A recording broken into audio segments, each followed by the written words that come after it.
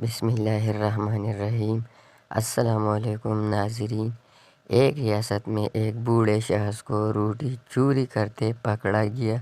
علاقے کے کچھ لوگ اسے پکڑ کر وقت کے قاضی کے پاس لے گئے۔ قاضی نے بوڑھے بابا سے کافی سوالات کیے، لیکن بابا نے کوئی جواب نہیں دیا۔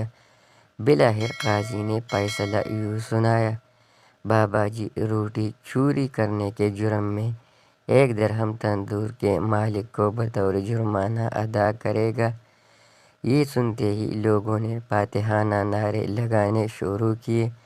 قاضی صاحب نے کہا کہ ٹھہرو، ابھی فیصلہ کی دوسری قسط باقی ہے۔ سب لوگ سمجھے کہ اب شاید بابا کو قید کی سزا بھی ہوگی، لیکن قاضی کے فیصلہ نے سب کو حیرت میں ڈال دیا۔ قاضی نے گرجدار آواز میں فیصلہ سنایا کہ جتنے لوگ بابا جی کو پکڑ کر لائے ہیں وہ سب، اور جو لوگ بابا جی کے گھر کے آس پاس 3 گلیوں میں رہتے ہیں، وہ سب ہر ماہ کی پہلی تاریخ کو 50 درہم بابا جی کو بطور جرمانہ ادا کریں گے۔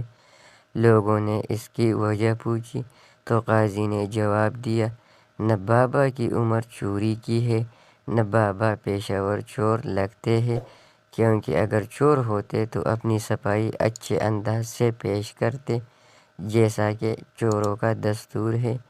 بابا جی کو بھوک نے چوری تک پہنچایا ہے۔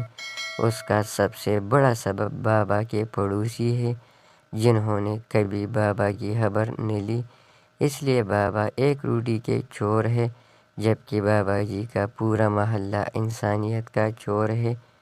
جو سزا میں نے سنائی ہے، حقیقت میں تمہارا فریضہ تھا جو تم ادا نہ کر سکے، اس لیے اس کو جرم کا نام دیا گیا۔